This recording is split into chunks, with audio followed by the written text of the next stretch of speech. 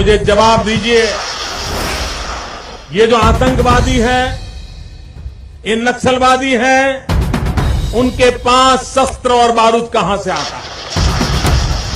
वो तो विदेश की धरती से आता है और सीमाएं संपूर्ण रूप से आपके कब्जे में है। सीमा सुरक्षा बल आपके कब्जे में है।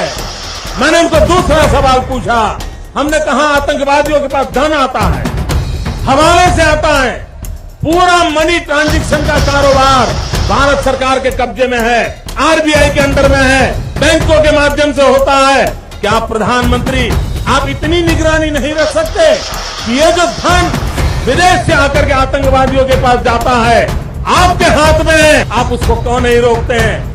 मैंने तीसरा सवाल उनको पूछा कि विदेशों से घुसपैठिए आते हैं, घुसपैठिए आतंकवादियों के रूप में आते हैं, आतंकवादी घटनाएं करते हैं, भाग जाते हैं। प्रधानमंत्री जी आप मुझे बताइए, सीमाएं आपके हाथ में है, सोशल सिक्योरिटी आपके हाथ में है, बीएसएफ सेना सब आपके हाथ में है, नेवी आपके हाथ में है, ये विदेश से घुसपैठिए कैसे घुस जाते हैं? मैंने चौथा सवाल पूछा, सारा कम्युनिकेशन भारत सरकार के अंडर में है।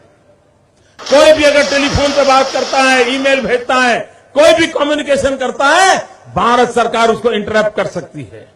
इंटरप्ट कर करके जानकारियां पा सकती है कि आतंकवादी गतिविधि के अंदर कौन सा कम्युनिकेशन चल रहा है और आप उसे रोक सकते हो। मैं पूछना चाहता हूं प्रधानमंत्री जी को, इस विषय में आपने क्या किया है? मैंने पांचवा सवाल उनको पूछा कि आप विदेशों में जो आतंकवादी भाग चुके हैं, जो लोग विदेश में बैठ करके हिंदुस्तान में आतंकवाद की घटनाएं कर रहे हैं, उनको प्रत्यारोपण के द्वारा हिंदुस्तान लाने का हमें अधिकार होता है।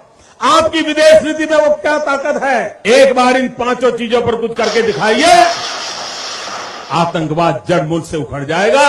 राज्यों के अधिकार हथिया करके राजनीति के करने के खेल छोड़ दीजिए। भाइयों बहनों, दिल्ली की सल्तनत के पास मेरे इन सवालों के जवाब नहीं है। दिल्ली की सरकार में वो सीना नहीं है, 46 इंच का सीना लगता है दोस्तों, तब जाकर